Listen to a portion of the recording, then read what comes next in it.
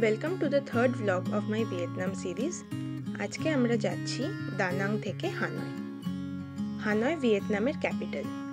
দানাং থেকে প্লেনে হানয় পৌঁছতে লাগবে 1 ঘন্টা মতো। হানয় পৌঁছে গেছি। এয়ারপোর্টেই আমাদের জন্য গাড়ি অপেক্ষা করছিল। সেখান থেকে কিছু দূর গিয়ে টাউন হলের সামনে আমাদেরকে নামিয়ে দেওয়া হলো। আশপাশটা একটু হেঁটে ঘুরে দেখলাম আর একটা খুব সুন্দর ছোট্ট ক্যাফে থেকে কফি কিনলাম, কারণ আরো সামনে অনেকটা রাস্তা যেতে হবে। তারপর আবার একটা গাড়িতে উঠে রওনা দিলাম নিন বিন শহরটির উদ্দেশ্যে। হোটেলে চেক ইন করে একটু ফ্রেশন হয়ে তারপর আবার বেরোলাম নিন বিন শহরটা একটু ঘুরে হেঁটে দেখবো বলে। হোটেল থেকে কিছু দূর বেরিয়েই একটা ভীষণ সুন্দর লেক আর তার আশপাশটা খুব সুন্দরভাবে সাজানো দুটি মন্দির, যেটাকে প্যাগোডা বলা হয়। আর লেকের পাশ দিয়েই লাইন দিয়ে বসেছে প্রচুর খাবারের দোকান।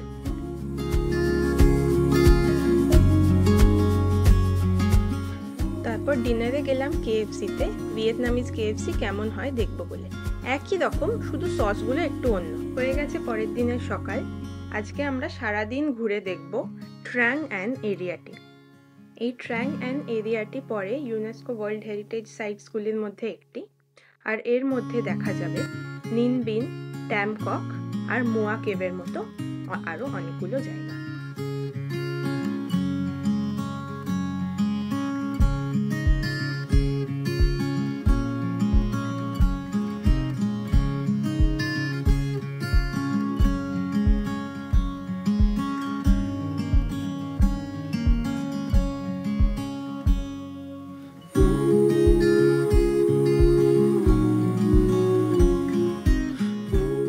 কিছুক্ষণ ঘোরার পরেই নিয়ে যাওয়া হলো লাঞ্চ করার জন্য। লাঞ্চের সে কি এলাহি ব্যবস্থা! মাছ, মাংস, রাইস, নুডলস থেকে ফল, কিছুই বাকি নেই। পেট ভরে খাওয়া দাওয়া করে তারপর আবার বেরিয়ে পড়লাম মোয়া কেভসের উদ্দেশ্যে। মোয়া কেভস, যেটি বোট কেভস নামেও পরিচিত।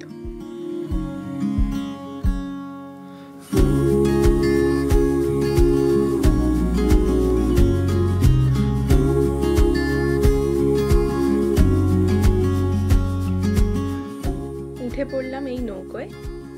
3 ঘন্টা এখন মোয়া কেভসের ভেতর দিয়ে ঘোরা হবে। আমরা 3 জন এবং একজন চালক এই নৌকাটিতে। নৌকায় উঠে বসতে না বসতেই রোদটা যেন কোথায় মিলিয়ে গেল আর ভীষণ সুন্দর একটা হাওয়া দিতে শুরু করলো। চারপাশের এই অদ্ভুত সৌন্দর্য দেখতে দেখতে এগিয়ে গেলাম কেভসগুলির দিকে। এবার আস্তে আস্তে আমরা কেভসগুলিতে প্রবেশ করছি। এইটা ঠিক কেভ নয়, এরপর যেগুলো শুরু হবে সেগুলোই আসল কেভ।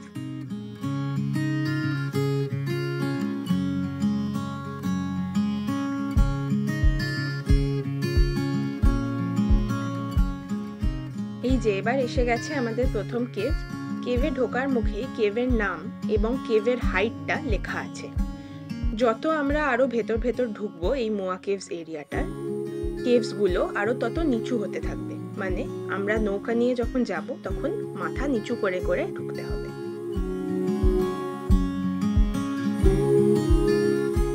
কুপকুপে অন্ধকার ভেতরে শুধু কিছুটা ছাড়া ছাড়া মাঝখানে একটা করে ছোট্ট লাইট জ্বলছে।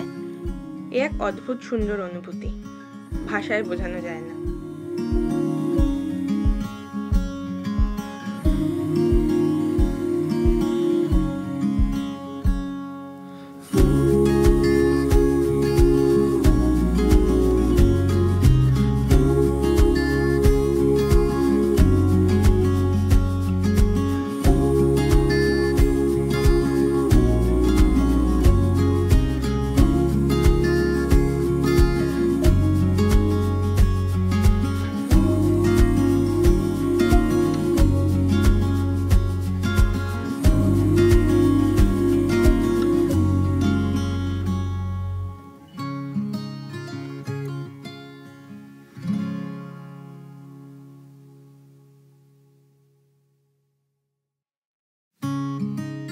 নৌকা করে যেতে যেতেই মাঝে মাঝে পড়ছে কিছু ছোট ছোট মন্দির, আর এগুলো দেখতে দেখতেই আমরা আবার পৌঁছে গেলাম পরের কেভে।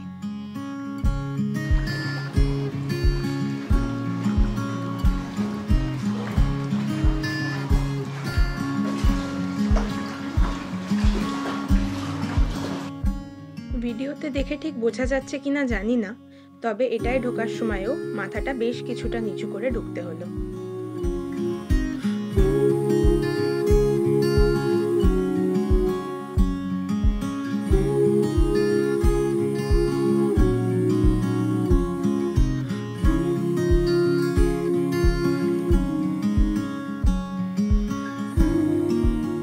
গোটা জায়গাটা এতটাই বড় যে 3 ঘন্টা নৌকোয় করে ঘোরার পরও মনে হচ্ছে আরো কত কিছু মনে হয় দেখা হলো না।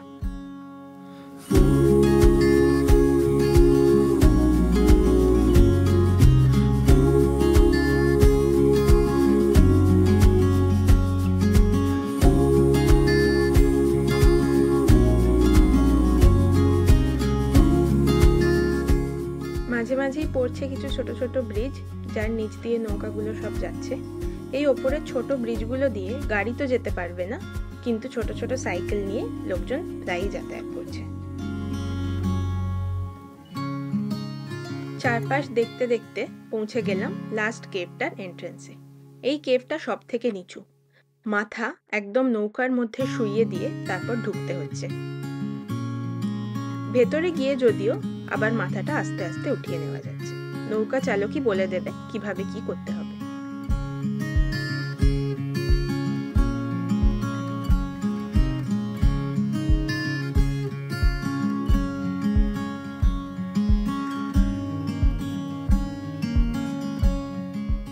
ঘন্টা আগে যেখান থেকে শুরু করেছিলাম আস্তে আস্তে ঘুরতে ঘুরতে আবার সেইখানে এসে পৌঁছলাম।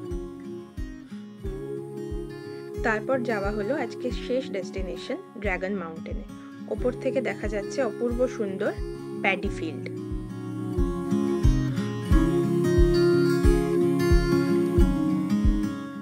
আর যে জায়গাটা থেকে ওপরে ওঠা সিঁড়িগুলো করা, তারই আশেপাশে খুব সুন্দর একটা গার্ডেন করা আছে।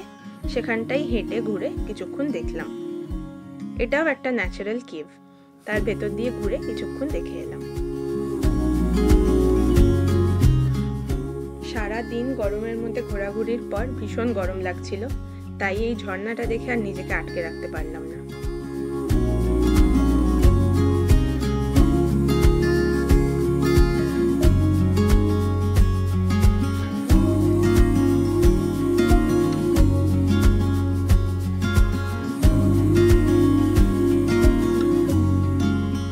সারাদিনের ঘোরাঘুরি সেরে আবার আমরা বাসে উঠে রওনা দিলাম হানয়ের উদ্দেশ্যে। হোটেলটা যেখানে আমি বুক করেছি সেই রাস্তাটাতেই অজস্র ছোট ছোট ক্যাফে আর খাবার দোকান, তাই হোটেলে গিয়ে একটু ফ্রেশ হয়েই চলে গেলাম ডিনার সারতে, ফ্রাইড রাইস আর রাইস নুডলস দিয়ে। এই এপিসোডটা আমি এখানেই শেষ করছি। খুব তাড়াতাড়ি দেখা হবে পরের এপিসোডে। টাটা।